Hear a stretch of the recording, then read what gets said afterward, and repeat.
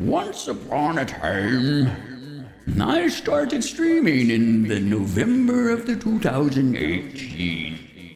And during that time, just started out. I'm a software producer, video game maker, game designer, UX experience crafter. I've done all kinds of things in and around and surrounding video games and software for my entire career since '99. And I've had this. When I started streaming, I wasn't sure. I love video games. I made lots of video games in my life, and I had this sort of epiphany moment as I just was trying to figure out, like, I didn't want to just stream games. That's why the stream is kind of what it is. It's a mixture of things that I enjoy and modeled after, inspired by some of my best friends in the streaming business as well.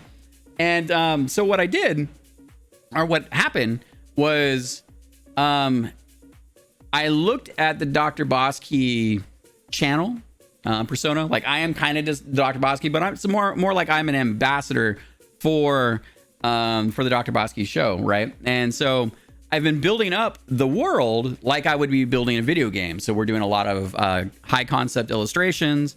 We're doing some light animation. And while it's not going into a video game engine, it's sort of taking its presence on stream. So to give you an example of that, this is one of our boss monsters. This is the very first boss monster we made. His name is Karakus. Very simple animation. So Karakus and DrBossKey have a battle. And here's DrBossKey. And here is Karakus. So they fight. And spoiler alert, DrBossKey wins. But when he uses he has this relic. One of his main weapons is called the Soul Key Blade.